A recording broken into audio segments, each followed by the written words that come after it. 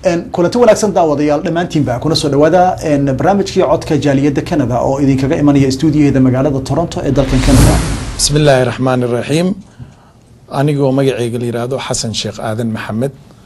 Cawada halkan waxaan iskugu nimid taageerid loogu sameynayo walaalkeen Professor Maxamed Cusmaan Jawaari oo hadda loo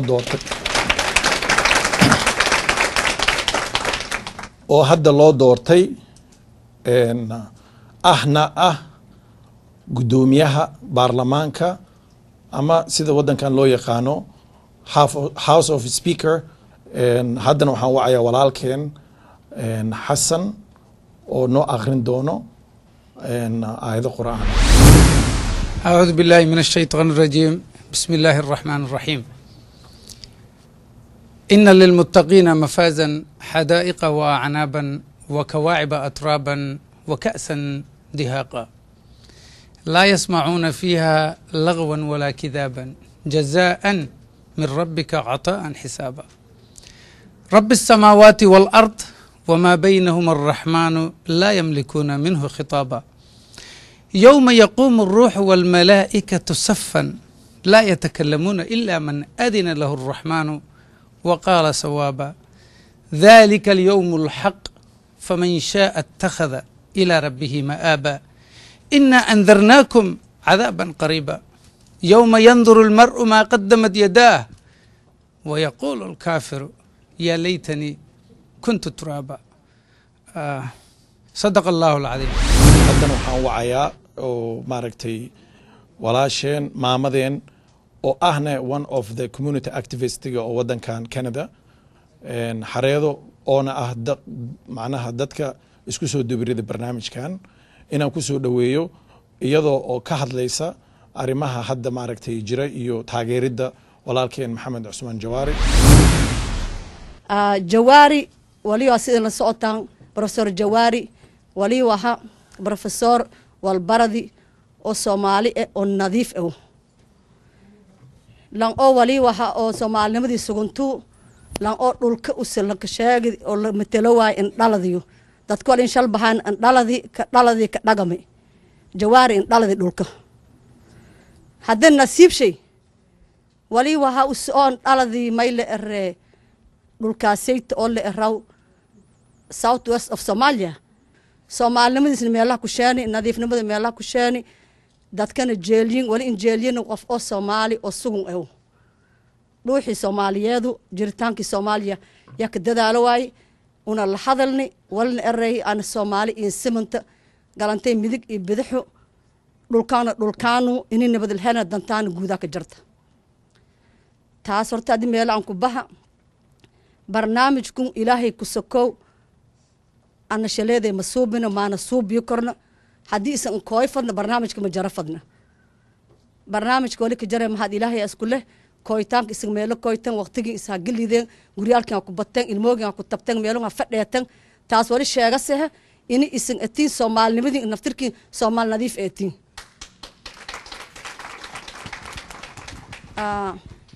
ورين ماله أفتر جماع من بحنا دونتان هذين بحتان ساين لانغوش على سنسوبي دونه اسكو كفت مو كل فهم ما هذا لكم انا كذا لو قفكين كسانا لكن ترتيبك قف كله اسكو تابد ولا نفسريها ميل ار جواري سلامها سيندري ددكاينك سلامو اري ددكاينك سلامو اري reer Canada dadkay wari dadkay degan eri walaalogay degan saaxiibyaalkay degan eri reer Canada hayinka salaamin hore la hadali hayinka salaam dadka reer Canada walaalogay meel kooya doon eri hoobna si oo nagato oo mayl ere dadka oon taati roog oo kumid ay Yaasiin Abikar Nuur iyo Xasan an nagato waqtiga suubiyoana wala gili doon hoobla giliyo waayna waqtiga lan waayo waqtiga asheeno waayo laakiin Xasan xoog saaro waay Yaasiin Abikar ka mashquulsan arintaasiti iyo xil saaran farsamadaasiti eedan ma hadsantiin 5 daqiiqo liin ogol 5 daqiiqo dhamaaya amaleeyo waay Ilaahay siina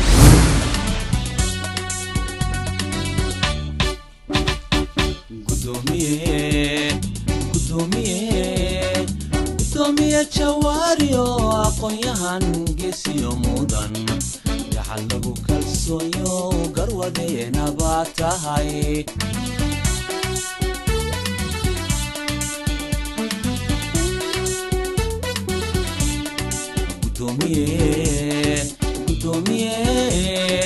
gudoomiye jawaariyo aqoonyahan geesiyo mudan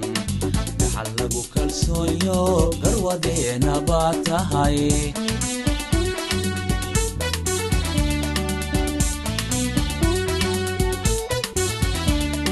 garashada dadnimada guusha ku horseede warashada guddoonshow haddii xalafka ku galay xilbaad guud ka saarte waa inaad gorfaysaa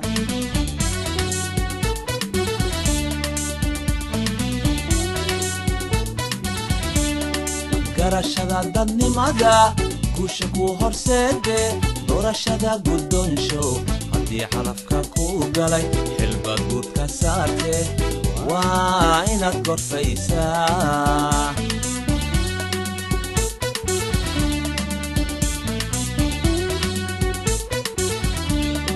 gedi socodka qarankana gedi socodka qarankana gedi socodka qarankana guriyaa samo halloo raro guriyaa samo I would like to welcome you to this gathering event, which we are here to support the excellency of Professor Mohammed Usman Jawari. I am really happy and honored to be here today as a young Somalian Canadian to be a part of this gathering tonight in this hotel to support the newly elected Professor Mohammed Usman Jawari, the new House Speaker of Somalia. We are here because we have never seen such an intelligent, caring, and supporting man to represent our community and our country. He has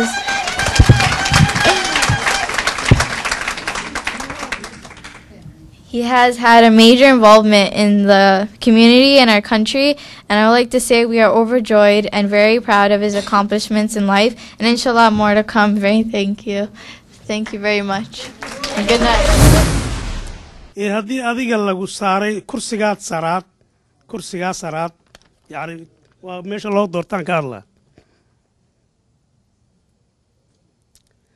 Soomaaliya oo dhan bay sumcadaadi meel u taal yani Soomaaliya oo dhan baa ku raacsan weeye oo ku jecel yaan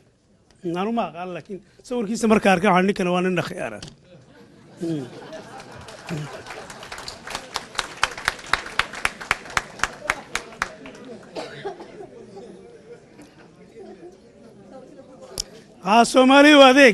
Soomaaliya waa adeeg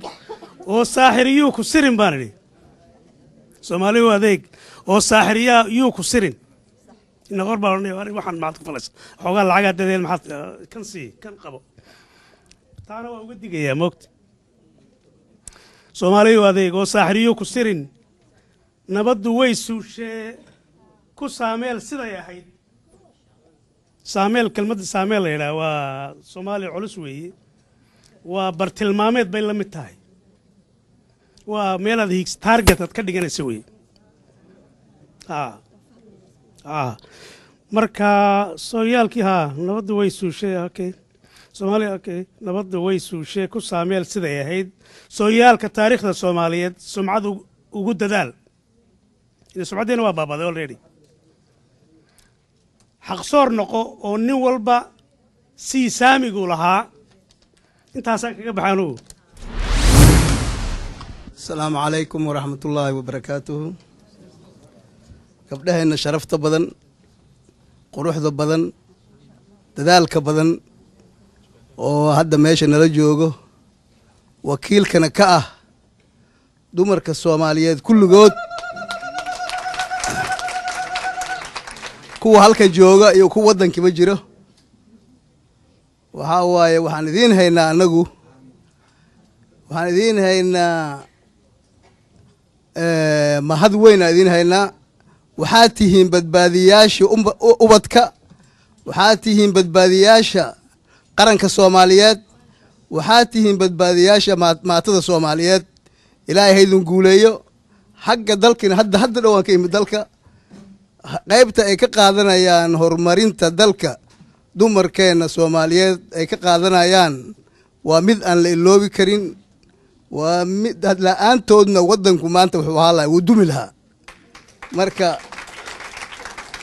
waxaan idiin haynaa sharaf weyn ayaan idiin haynaa waxaan rabnaa halkana inaadna horkacdaan nagu hanuunisaan waddan jaceelka iyo inaan wix xuquuqda aan waddankan ku leeyahay xataa inaan ka helno maanta waxaad tihiin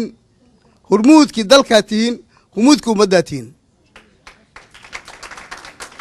walaalahayga kale oo halka jooga oo ah aqoon-yahanada oo odayaasha dhallinyarada kulligiin waa salaamantiin anigu waxaan jeclaan lahaa marka wax la tilmaamayo inaan soo qaadanno waxyaabaha niyadda noo samaynayo oo geesinimadana gelinayo oo fiican wixii dhaliilana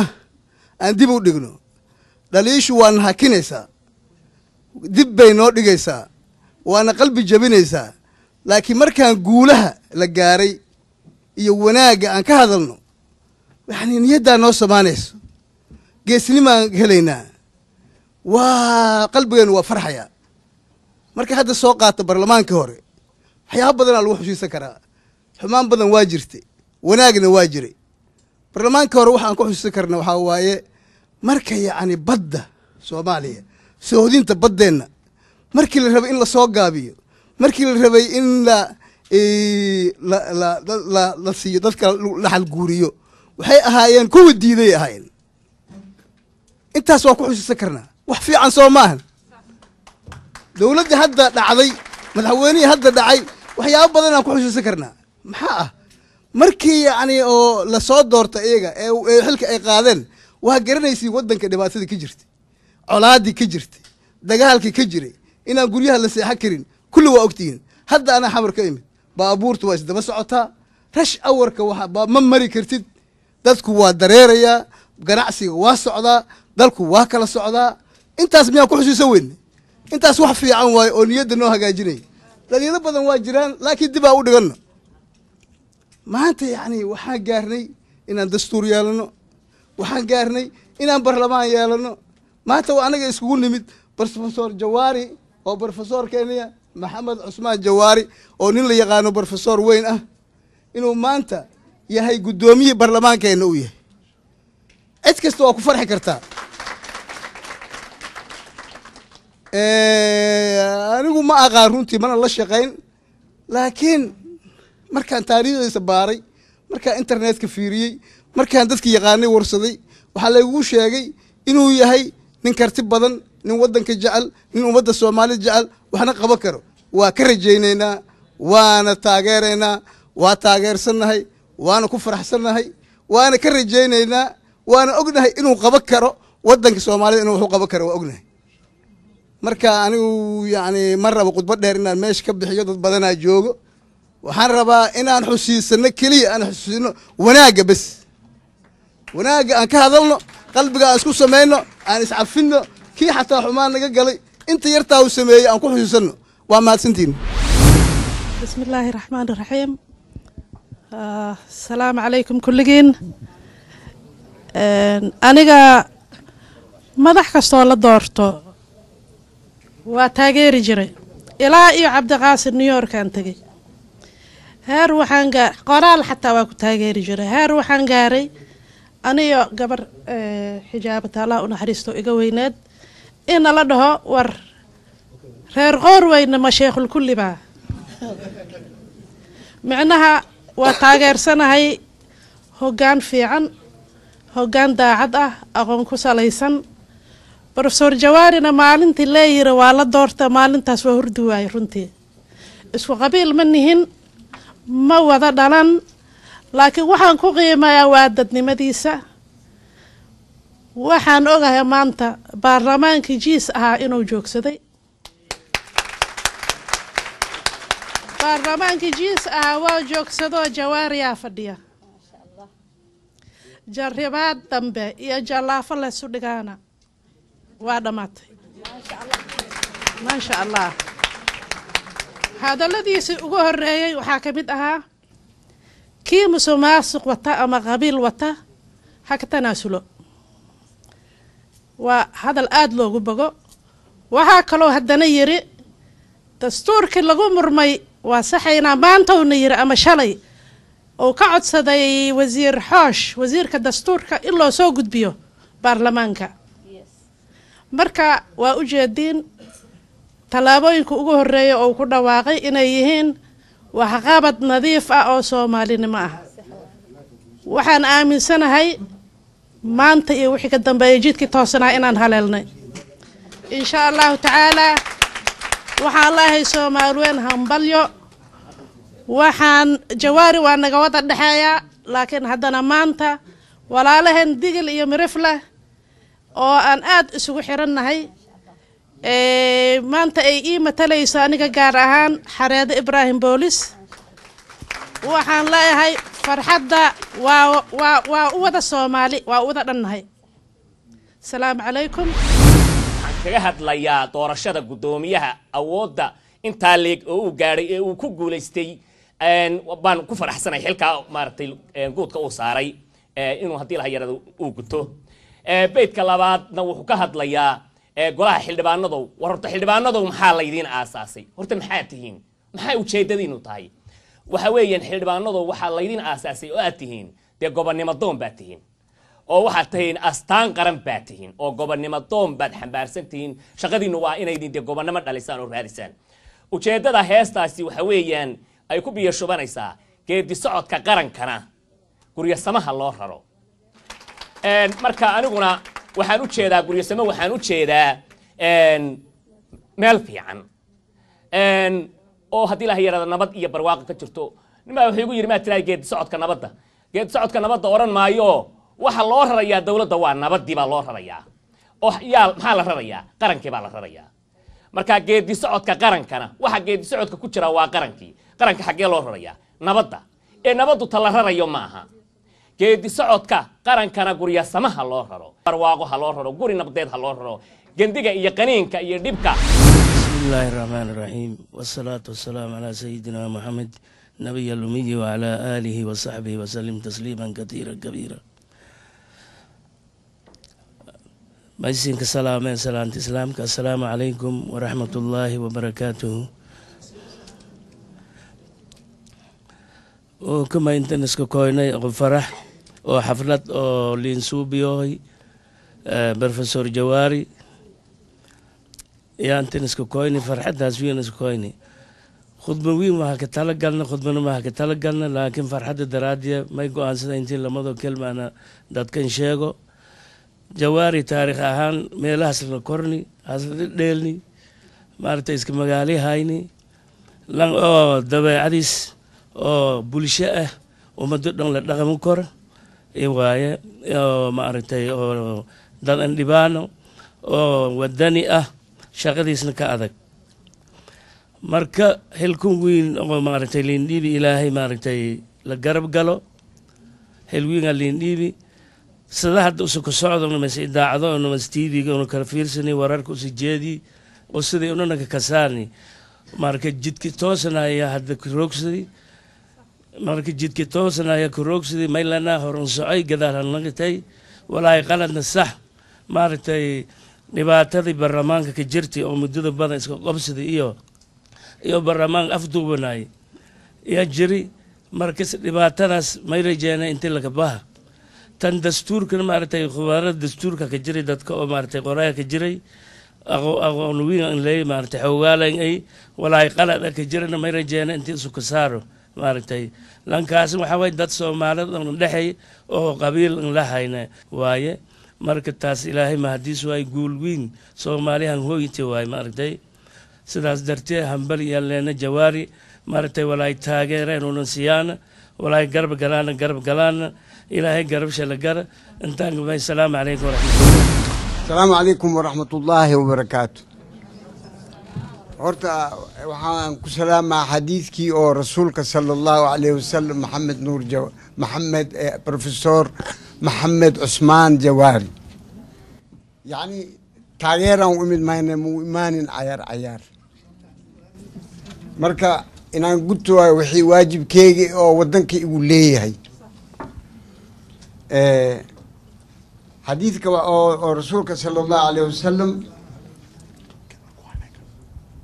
sil man qatacaka wa acti man xaramaka wa acfu man dalamaka dad badanaa jira oo luqadda carabiga ka seenin inaan u sheego waay marka sil man qatacaka sil waxaa la dhahaa maaragtay wixii oo aarsiga iyo waxyaalahaas ninkii oo xumaan kugu sameeyaa la dhahaa wa acti man xaramaka ninkii oo adiga oo wax muxtaad u tihid oo kuu diidi laba soo ma wa acfu man dalamaka ninkii ku dulmiyana iska cafi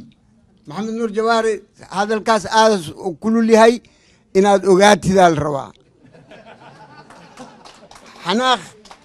ma rabno anaga xanaaq wax la yidhaahdo ma rabno wanaagaan kugu talinaynaa inaad ku maamushid dad badanaa jira haddii wax u sheegtid hilmaamayaan haddii hadda waa sheegaan ilaa kashifa imaana ma rabo kashif marxaba howshaan oo lagu dhiibina xilkeeda aad bau u weyn yahay hooshii horoo loo arki jiri maaha hool federaal wa federaal waxa waaye yacni tuulo walba xukunkeeda gaarkeeda u wadataa inaa la qanciyaa la rabaa dadka subxaana allah camaa yushrikuun marka ilaahay ha kula garab galo oo ma aragtay adiga iyo dadkaagii oo isku hoosha tihiin ilaahay inaad si fiican xaggiisa ugu gudataan ood gudataan xishood la-aan ku gudataan xishood waxaa laga xishooda wixii ceeb kuga inaa ogaatidee la rabaa mogtahay wax kale ma jiro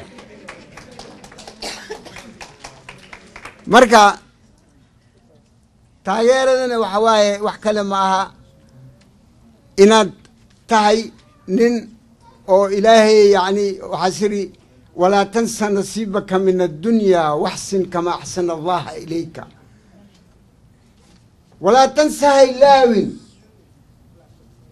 walaa tansa nasiibaka min addunya nasiibkaaga ilaawin adiga nin nasiibkiisa ku kalsoonaad ahayd waa lagu jeedaa saasaan kuu dhawaaya wayba marka la mahadsan ka dhawaayay xafladan oo kiisan u qayb galeen oo la support gareeyo maaragne walaalkeen professor maxamed sheekh Usmaan Jawaari gudoomiyaha cusub ee baarlamaanka wayba xafladan oo ku inasku koytay qowmiyadda degan magaalada Toronto ee waaxide oo kumid ay maaragne walgorodka beledka aqoon-yahanada dumarka beledkan degan haweenka dhalinyarada iyo maarne dadweyne eedan badan marka wayba marka hore ma aragne hasin gudbiyay salaan deeran oo ma aragne professor kagiye wayba ma aragne marka la siin kama hadiyaan ka qayb galkiisa ka qayb galeen xafladan oo ma aragne oo kula support gareeyo gudoomiyaha cusub ee baarlamaanka hadii season ku warqabtaan wadankan Soomaaliya wayba geeka la ka tilmaamay intuu say fail state oo leeyahay wadankaas waa wadan oo fail state waa oo leeyahay maarna wadan dhii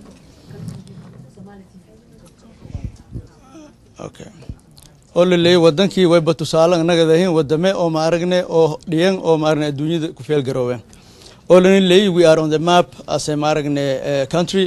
but we not maaragne we are not on the stage of maaragne adduunyada kale marka si uu taas ku bana geek way bahaysanay fursadeedu weyn way bahaysanay fursad qaali ah oo maaragne dad badan oo walgorada iska saadan season hadda ku warqabtaan constitutionka Soomaaliya qoritaanjay ee waqtigii oo maaragne la hagili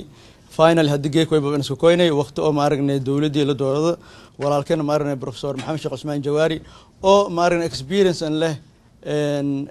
dawladnimo experience an leh constitution experience an leh maaragne maamul hegshay inkastoo badanaa la argo wadankii dadka hormoodka ku ee ama roorow ama dadka kale inta nagadan dad oo selection la ka soo bi wala ero 4.5 ama la ka select gareey qabiil oo ma aragnay dadka basheeb ma aragnay ku kooyeen ma aragnay qabiil iyo ma aragnay laflafan kooyeen there is no something maaragna which is the selection until kuwali dad oo maaragna experience leh ama qof oo maaragna cilmi leh ama qof oo maaragna le maaragna en alla ka absi badan leh yani selection kaas ma naga geek laakiin se un hadii geek qoomiyada Toronto way ba maarnay meelan isku koyna xafadan oo ku the main important on isku koyni oo ku way just to support our brother maaragna on new selected parliament sidii uu ilaahay xukunkaas ka fududay oo uun garab shay surugna 100% sidii oo maaragna uu ka succeed gareeyfadi sidii horumarka gadeerfadi iyo maaragna Soomaali weyn dhan maaragna si uu ku support gareeyfani qofkaas walaalkan oo geek Jansen heli intii uu maaragna baarlamaanka lead gareey aan season ku warqabtaan situation ka yaani sidii hormaado walwiin isbedele we have seen so many different governments aragnay la ku bilaa waqtiga Cabdiqaasim ilaa hadda situation kaas bedeli waqti badan la mari at this time there is a chance intii maaragna dawladda Soomaaliya hadii ilaahay maaragna ka garab qowdan iyo garab qowdan ilaahay shay intii oo maaragna succeed ka nagata oo unoon haka ka nagana the stage of the world maaragna adduunyada sidoo kale qayb galkan walaalogayna kale inta fadhiyaan ana magaasho hadan xusu korna inta roogan inta maqanyam ula jeedadaan inuu hal at ogaaday aayad way ka bilaaway khudbadayna bilaawdaas after ay ana nun gaba iyo wala ma kasaaw iyo mama ilaahi way dhahay wa taawanu ala albirri wattaqwa ولا تعاونوا على الإثم والعدوان لما ذا الشيء بصومالي كجرت حد that's why ولا أن النبض حمذا انت هاسو السنة أنك تحجرن because آيدي إلهي بدلني آيدي البدن اللي بدله الرجال قوامون على النساء لداي ويكلا لداي وجعلنا الليل لباسا وجعلنا النهار معاشا الليتين اللي بدله marka all this ingredient jiro ya karsame so dib shay ya hadda una aruursadooyna qaado hayna nin la eedayo ma jirto Soomaaliya mar madaxweyne la eedayo mar prime minister la eedayo mar ra'iisul baarlamaan la eedayo laakiin ummadu dhan ba eedaysanto because ilaahay aan gafeen soo naga shidina ma la dhumeen marka hadii aan soo naga waqtiga markii la deeray ayadoo kale hadii aan ku hadalay marka history بروفيسور جواري دكتور اسقدي حريده هور انشاكتي وانك دالدي مقالة افقوي اما دقمة افقوي شبيلها هواس كو ترسنتو وانن لحظن اللحجر اوايا وين فاميلي وين سايس اوايا يالله الهي هم بركايا انتو education جاي اما higher education شيء اوسي انقالنا سيدي عادنين اتو عدي رير شبيلا هوسون انا وإنو القرآن يا دين الإسلام إنو صبرنا سورة قلع نقط إنو السنة صبرده القرآن صبرده دين التعليم الإسلامية جمع هاي سينك شاقو إلى ما دام أنا هذا ديتيلس أنا سنسيين وين سورة قلع إنو هذا higher education جيد ما يصير كسو كومرك higher education جاي بروفيسور جواري وينسيب حالي إنه أس قانون كأم الشرع ولا لين كسا lawyer قدام تخصص شيء lawyer نما هايتي معلن نما سومري دي جي سومري كبعد الدبت منستر سومري ورجيم كي محمد سيار برا يا هاي الله نحريس هذا الله صار دافي كبعد حدنا minister of the one of the ministers يا نجد حدنا so marka walaalkay jawaari holies hol culus oo oo dawladda ama madaxweynaha aaday ama dawladda ha ahaatay way naqday nin oo dhalinyaro active oo wal qabadaw walyaalo tusaale in soo qaadada marka walaal dhum ku hadal karo way kasoo xasuusada kornay professorka nin inuu ahay very successfully technocrat as a minister of that government or that regime inuu nagado walin kasa adduunyadan oo very qiiman lay negotiator wala dhaho macna wada hadalka kifay lahay ninkan بروفيسور جواري تاريخ ديس وين حسوس سياسي قالها وزير ذا الله نحريس محمد سياد باري ميل اندري one of the countries that conflicted in Haiti وكسجولة يصير وايان after the war 77 ننكي الاندري هاي أرنتيس سحلي دولة مركز جرتي وليالا انك حسوس ذكرنا يا هايتي ويكلا حسوس ذاني مركي كونفليكت جري سوفيت يا امريكانكا وقت الدولة دي سياد بر دغالكا ويكلا صورة قلية بروفيسور جواري او نكمت هاي ننغس اسكساين امريكان او سفارة دروغي مركز سفير هاي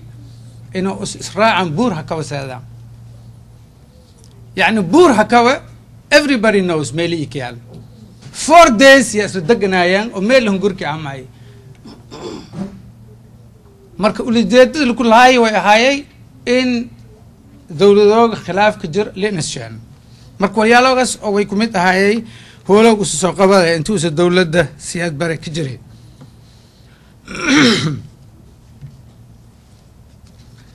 تنكله والياو بدن أجرت جبان صورة قل كوالي إلهي خير هسي وسي نسبب هاي مركي جبان ودنك كويان أو كسوبي أو قلان تلفون دان أو رغيس كهاي وقتكي جامعة دان دما هاي بكجران بروفيسور جواري ويكلا هاي ديليجيت كي أو إمبيغادي غيبتي لحظة قد متكم متى كونستيتيوشن كي كجري لكن هي never showed up مكوينة لكن أن روكني أني one of my colleague دكتور علي أبولا أصلا أنت حسيت باهن أو كنا كسعودر دارد ما يويل هرجبك دي unexpected like disease came nowhere to him بروفيسور جواري مركا من تاريخ بدن لا يوي لكن فدقان ما فدق أني أو نكو هذا الدون في ديال بدن يعني إن شاء الله the coming days أم أسهدي سكوي ونرجع أنا وسمردو نكوي ونسود وينه يا more history كو هذا الدون هدي لا يدو سد إسن اللي سعتنا دولتي أو لساي قبوين كو قاعدة تن هذا اللي سعدا في نفس الشيء constitution كيلين ديوي أو هذا ميزك حلوان هذا هريالو النقد دون in the future of Somali constitution نقد دون وانك قعنتك هاي والله وبالله وتالله إلهي مجاجي وكدار ذا حدي ولال كاين كلا حدي وسنان ور أقوي هني كويا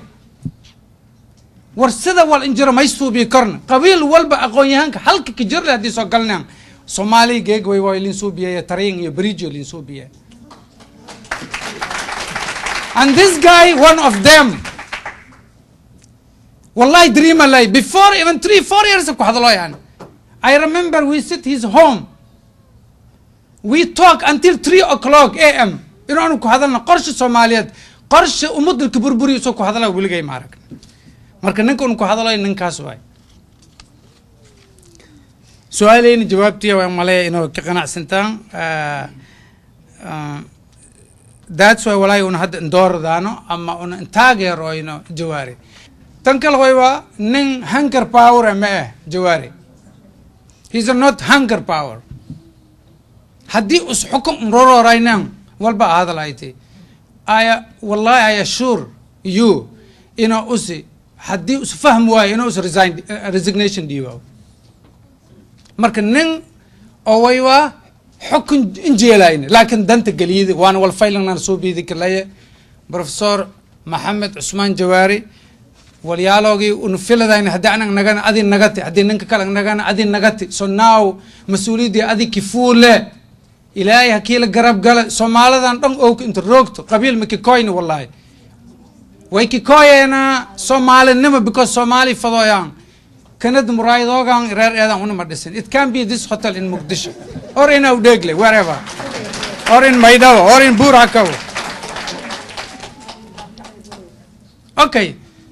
Somalia marka maylin dagaalamayo Somalia kursi way power way kidaya marka power kin kama fadoy laakin xalay liki ibtilaayo ay naftar shay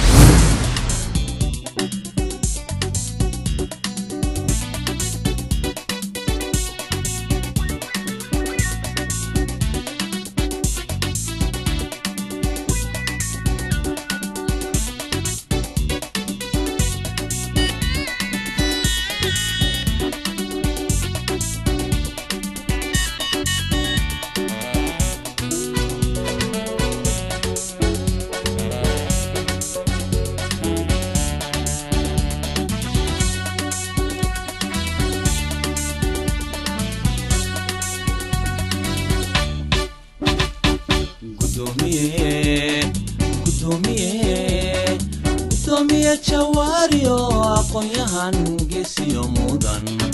gacan lagu kalsoonyo garwadeena baa tahay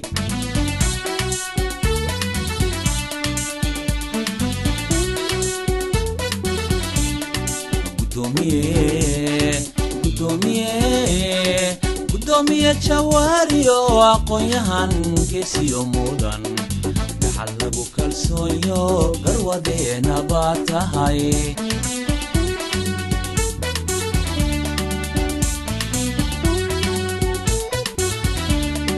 garashada dadnimada guusha ku horseede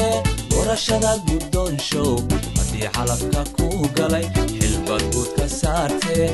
waa inaad gorfaysaa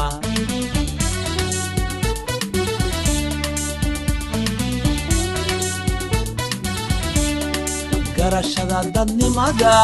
guusha ku horseede doorashada guddoonshow haddii calafka ku galay xilbad guud ka saartee waa inaad gorfaysaa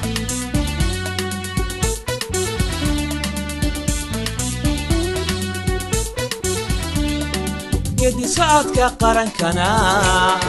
gedi socodka qarankana gedi socodka qarankana guryaa samo haloo raro guryaa samo haloo raro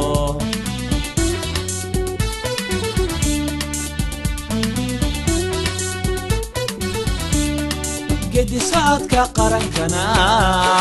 gedi socodka qarankana gedi socodka qarankana guryaa samo haloo raro guryaa samo haloo raro jawaari ma aqaano personally laakiin historigiisa waa maqlay waxaana mahad ii ah in ninkayga cabdiraxmaan sheekh ciise uu Soomaaliya jiray una la kulmay joogana meeshii lagu dooranayay marka anigoo arkay ama ka qayb galay ayay ii tahay oo waa ku faraxsanahay inaan maaragtay duqeyga iga qayb galay arinta Soomaaliya maanta ay Soomaaliya wax u ifaa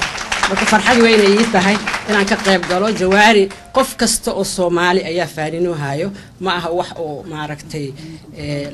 qofaan aqoonin ma jirto waa nin wax soo bartay waa nin maxay ka soo shaqeeyay Soomaaliya in muddo ah yaqaano governance marka waan u baahanahay maanta maadaama wax badan aan u oomanayn qof taqaano sida dawlad loo wado inuu maanta noqdo maaragtay gudoomiyihii baarlamaanka marka I would like to send in congratulation ilaaho ilaahay waxaan kaaga rajaynayaa hawsha adag oo lagu doortay inaad ka soo baxdo ee kugu caawinaana dadka ala shaqeynaysa barkee fari kaligaas forma dhaqdo waxa loo baahan yahay Soomaalida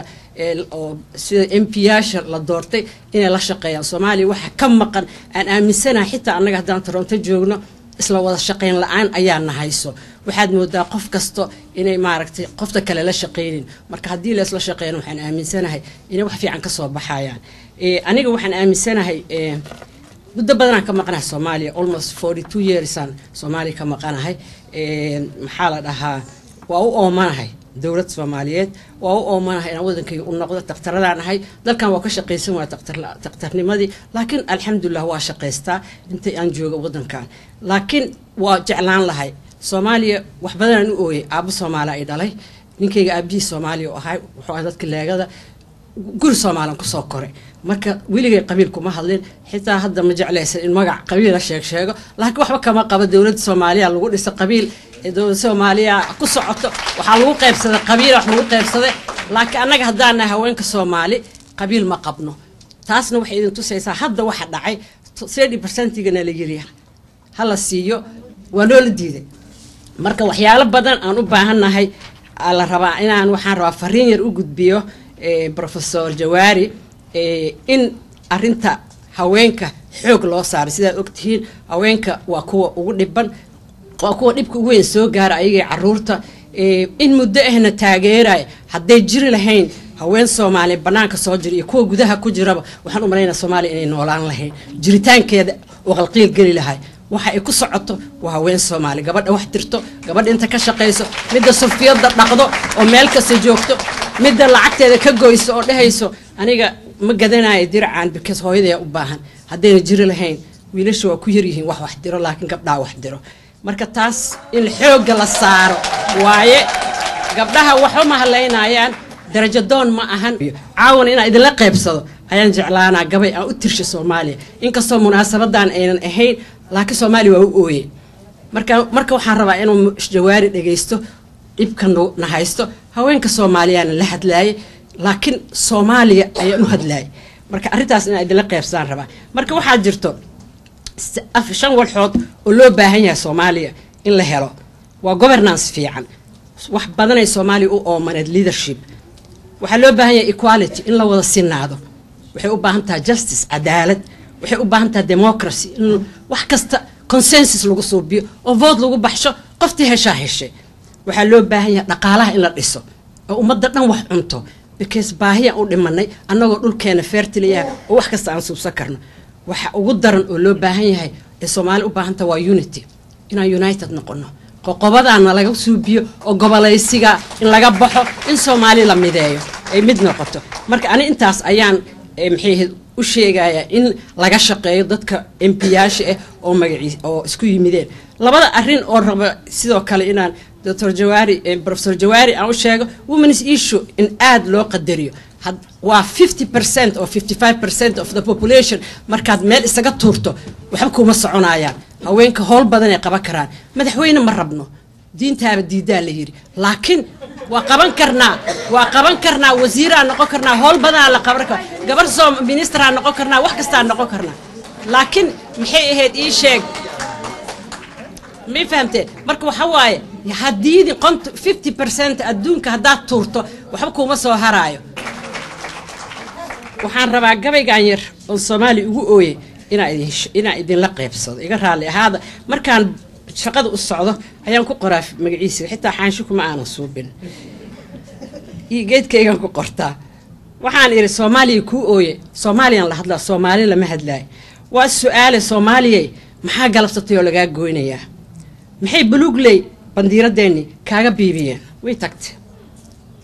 maxay dalkii kaaga dudumiyeen maxay dawladnimo kugu diideen maxay dhulkii kaaga dhigeeyeen maxay dhaqankii kaaga dheeleen maxay diintaadii kaaga durduriyeen maxay darbiye joog kugu diideen daawo iyo daryeel maxay dhallaankii kugu dhowri waayeen maxay calafkii dhallaanka u caburiyeen maxay basuuka barbaarta kaaga baabi'iyeen maxay dumarkii kaaga dulmeen dumarku waa dulman yahay maxay u dileen kuwii daaweyn lahaa waa takhaatiirtii xareed duqeeda ka mid ah الله ونحرسته حسيني صاحب أنا هين ولا على محي معلمينتي ما جاه أجرين وادوكتين معلمينتي سلو باباش محاد دبال كستو كودا مع صومالي وحين نقطي ما قرنايو محاد دقن كستو كودلا محي دورونياشي كودافع واين محي أجنبي كوغو أدوميين وسؤال لبعده ما يكوي اللان كضيعسن ودودي جري meeyo kuwii dumarka dulman u doodi jiray meeyo kuwii lagu soo dadaalo daryeelka laga sugaayay meeyo dumarkii dadaalka lagu yaqaan hadda dumarka u soo jeestay meeyo dumarkii dahabkooda dalka u iibi jiray maxaa raggii Soomaali ku raali gelin waayeen mise nin damiir labo dalka uma harin dumarow na dareeriya darajo doon manihine dumarow na dareeriya dalka aan u doodnay dumarow na dareeriya dadka aan daawo u doonay السلام عليكم ورحمة الله وبركاته وحان كسو قيب قلي حفلة لوديغي محمد الشيخ عثمان جواري قدوميها ولو دورت قدوميها بارلمان كمدة الصوماليات وحان ليه همبليو أساق إيو انتي الصومالي أنا وحان ليه هينين بعدام ويا هينين وناكسن وحان أباهنا قف أساق وكلا همبليو caawa halkan runtii magaaladan Toronto aan loo kala harin laguna soo dhaweynayay gudoomiyaha cusub ee baarlamaanka Soomaaliya mudane Maxamed Sheekh Cusmaan Jawaari ka waran qodbooyinkii halkan laga jeediyay dadka Soomaaliyeed sida ay u soo baxeen sida ay u tuseen in uu Jawaari uu yahay gudoomiyihii ama runtii afhayeenkii baarlamaanka ee Soomaaliya waqtigan ay sugaysay ka waran dareenkaaga sidee baad dareemaysaa caawa aniga aad iyo aad ayaan uga helay aad ayaan ugu faraxsanahay waxaan leeyahay qof kasta oo Soomaali ah oo ka soo qayb galay meeshan wuu mahadsan yahay magacayga waxa la yiraahdaa Caasho Nuur Geela Caasho Cuud waxaan halkaan u imid caawa inaan maxay ahayd ka qayb galo damaashaadka iyo soo dhaweynta iyo hambalyada iyo supportka maxay ahayd maxamed cismaan jawaari professor maxamed cismaan jawaari oo ah nin aad iyo aad iyo aad iyo aad u qiimo badan oo aan u baahnayn ninna in loo fasiro horena loo yaqaanay haddana haddii la arko wuxuu yahay nin daacada dadkaan u oomanayn buu u yahay horseed marka ilaahay waxaan ka rajaynayaa xil weyn baa saaran xil culus baa saaran weliba annaga haween ahaan dhinacayaga aad iyo aad uga saaran oo aan xoogaa yar tabanayno marka kii iftiimin lahaa xaqayaga oo iftiimin lahaa Soomaaliya wadiiqada cad oo ay doonayso higsanayso kii iftiimin lahaa oo horseedi lahaa ilaahay inuu ka dhigo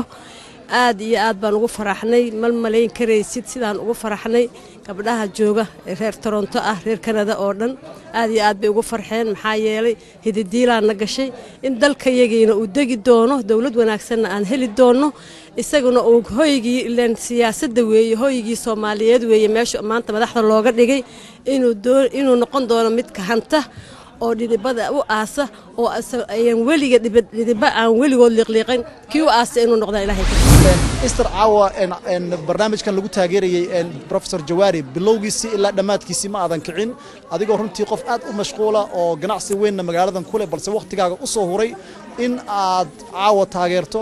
afhayeenka baarlamaanka Soomaaliya dareenkaaga maxaad halka caawa ka muujinaysaa والله عاو آد يآد أيام وحنا نقول فرح سنة هاي إن أن تاجروا قدومها برلمانك جواري أنا أو جعل كم إذا عدد كجعل ودن كنا كل أبتان أهنا جناعسته كم إذا جناعسته كجناعسته مقالة تورنتو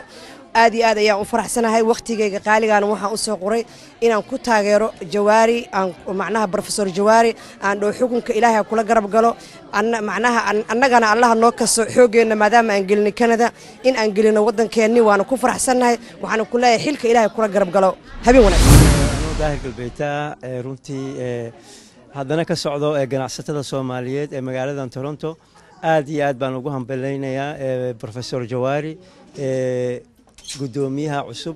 ودنك الصومالي رنتي أد بان ugu faraxsanahay waayo wuxuu noo furay runtii dariiq cusub oo maanta Soomaalidii oo dhibaneyd in Ilaahay uu dhibka uu ka qaadi karayo laakiin waxa weeyaan meesha ugu muhiimsana waxay tahay in maanta la isku qadariyo sida loo kala aqoon badan yahay in lagu kala dambeeyo waayo muddo 23 sano ah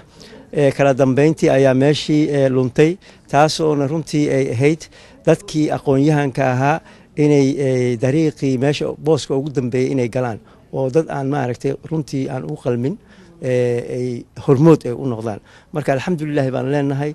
waa markii ugu horeysay runtii oo ummadda Soomaaliyeed ay isku raacdo in nin professor ah oo mutacallin ah oo runtii yaqaano aqoon-yahan ah in maanta uu hogaankii ugu fiicnaa oo sharciga ah daawadayaal weli waxaan ku jirnaa hambaliyadii iyo ducadii dadkii Soomaaliyeed ee caawa taageerada u yimid afhayeenka cusub ee baarlamaanka Jamhuuriyadda Federaalka Soomaaliya waxaana la taagan dadkii iyagu caawa ka soo qayb galay marka hore magacaaga xasan xaaji maxamed jiroon xasan dhagey xasan dhagey caawa halkan waxaa ka dhacay wax dadka Soomaaliyeed caawa weligood la socon doona taariikh iyo runtii afhayeen ay weligood ku taamayeen oo islahaayeen Soomaali waa samata bixin doona gaar ahaan hay'adda ugu sarreysa ee sharci dejinta baarlamaanka Soomaaliya adigu ka waran caawa meeshan wallahi oo ka eediyeedan ka faraxsana xafladan meelan ka dheedi professor Jawaari ilaahay garabka gala Soomaalidan yani inteeganta meela saasa kiga taageeraan insha Allah magacaygu waxaa la dhahaa maxamed cabdulxamiid sheekh muumin dareenkayga aad u fiican yahay maadaama uu yahay professor maxamed sheekh cusmaan jawaari nin ku dhashay kana yimid magaalada aan ku dhashay afgooye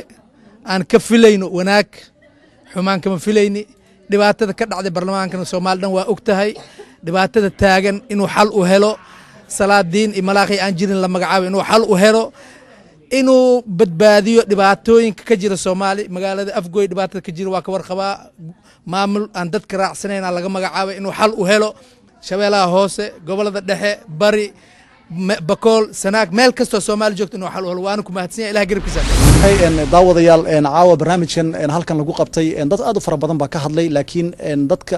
runtii caawa sida aadka loogu riyaaqay waxaa ka mid ahaa caruurtii soomaaliyeed ee ku dhalatay qurbaha gaar ahaan magaaladan Toronto oo runtii markii ay maqleen in afhayeen baarlamaan la sameeyey isla markaana uu noqday in la yiraahdo professor Maxamed Sheekh Cusmaan Jawaari oo aqoonta iyo darajada ka horeysa magaciisa markay arkeen waxay yiraahdeen mid aynu ka hari karno ma aha dadkii Soomaaliya ku dhashay ee halkan yimid ee iyagu hogaamiyayaashooda hambalyada u dira tan waan ka qayb galaynaa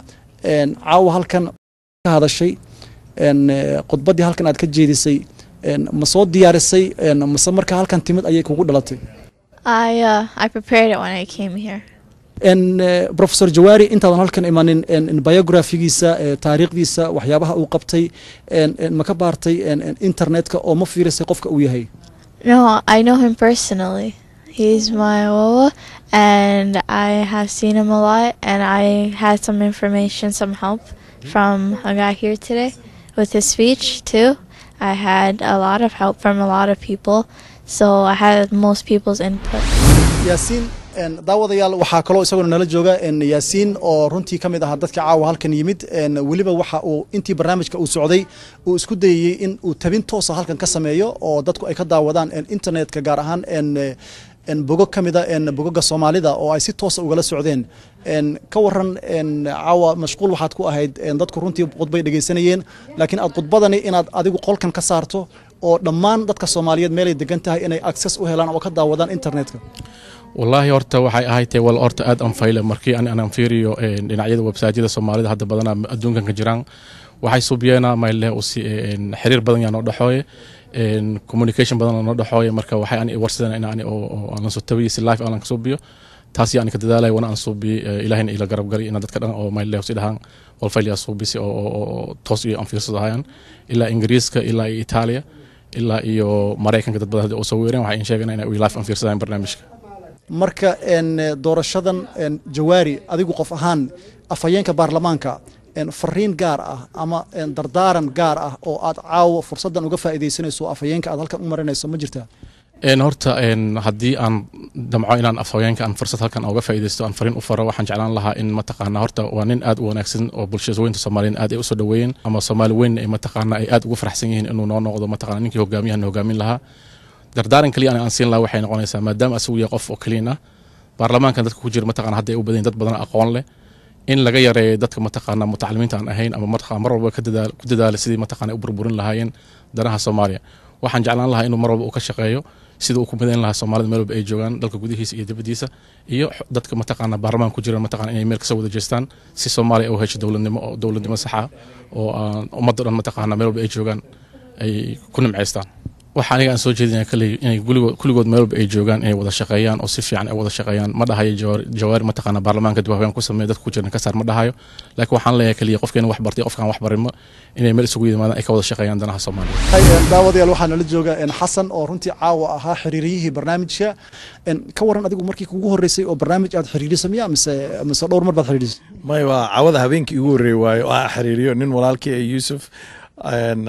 kowneen UK la dhahayo xiriiryaha reer Toronto cawada wuu imaan waayey so sidaad awgeed last minute aniga qaatay marka weligay maana sameeyay aan haleega raal noqdo hadaan maaragtay waxyaabo qalqalday waa habeenkii ugu horeysay xiriiriyo noqdo marka caawa waxaad isleedahay runtii markaad xiriirisay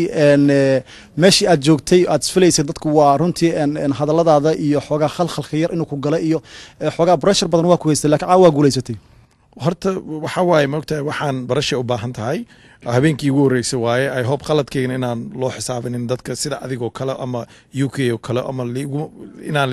leegu macnaha fiirinin oo ii arko qofka waqtiga ugu horeeyay aan soo taweynay and I think it is going to be last time aan soo taweynayo because ma aha professionkayga ma aha maaragtay sidaa daraaddeed leen usoo tawey ma ogiya ma aha professionkayga aniga su-aasha ugu dambeysa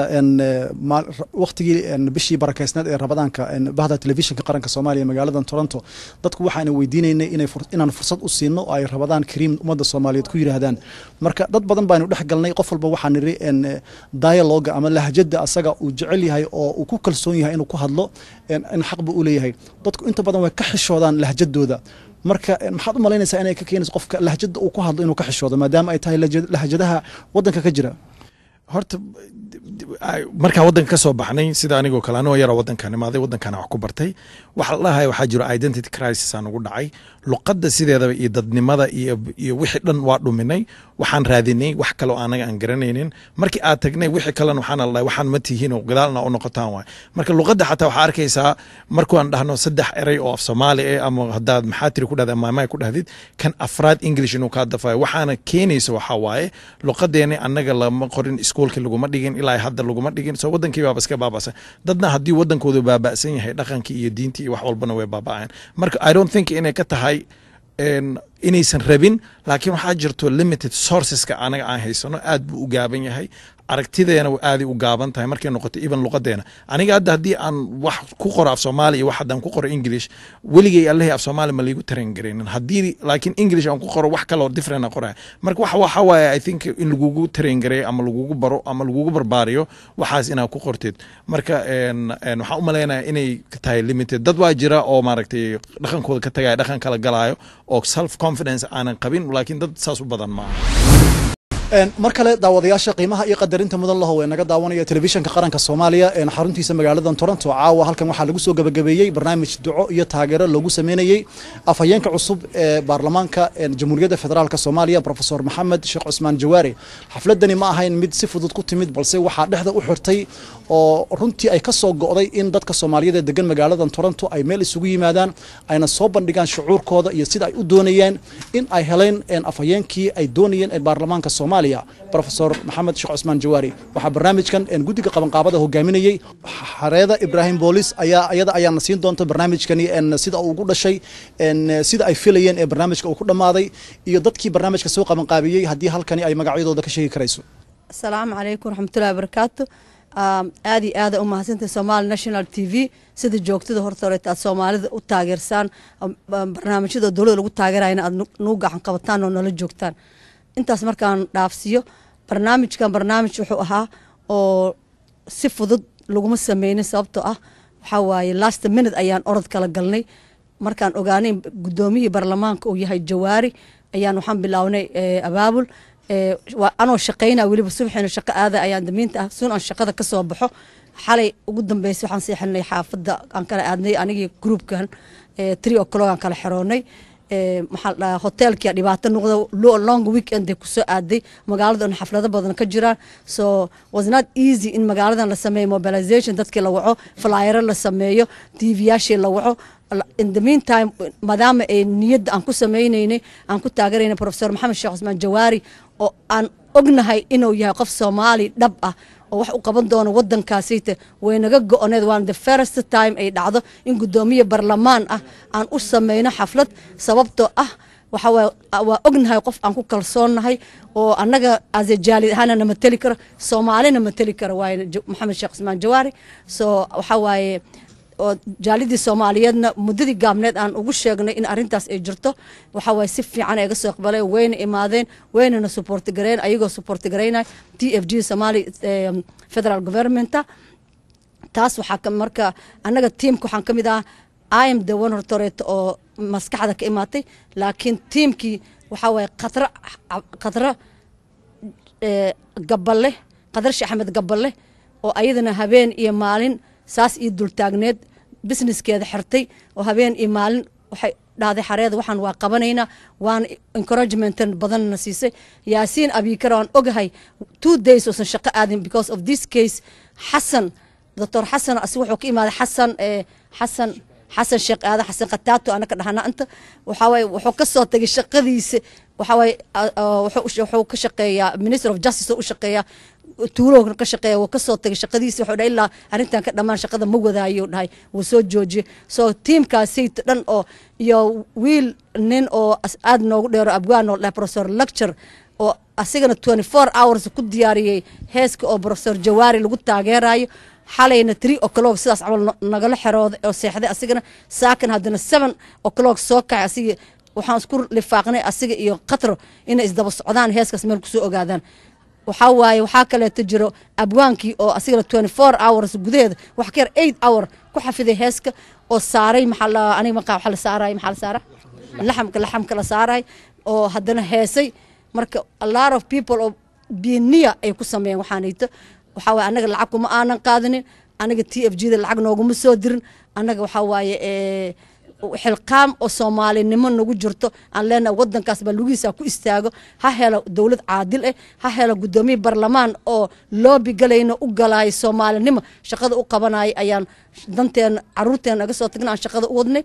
waxaan markii professor Jawaari ka filaynaa waxa intaas oo boqol oo Soomaali rajada ay ku jirto hoobkii ayaa tahay hoob iyo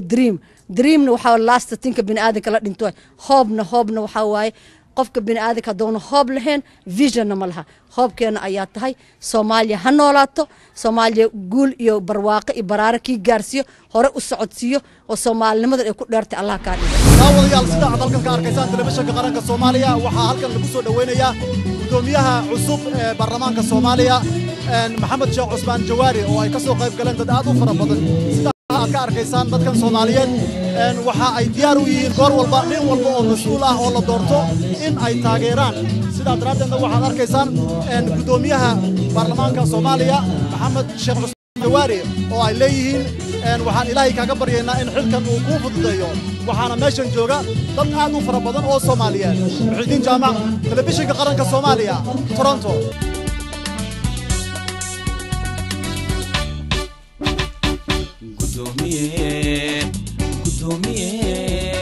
gudoomiye Jawaari oo aqoonyahan geesiyo mudan gacan lagu kalsooyo garwadeena baa tahay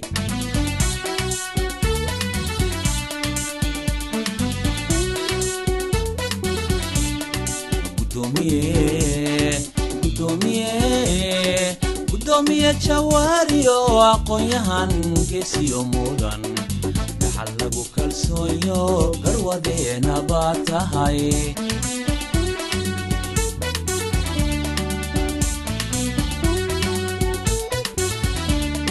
garashada dadnimada kusha ku horseede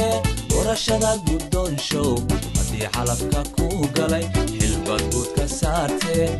waa inaad gorfaysaa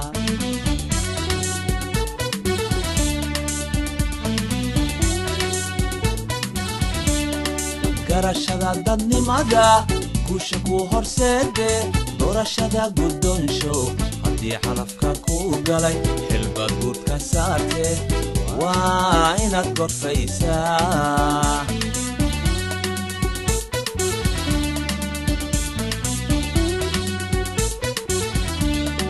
gedi socodka qarankana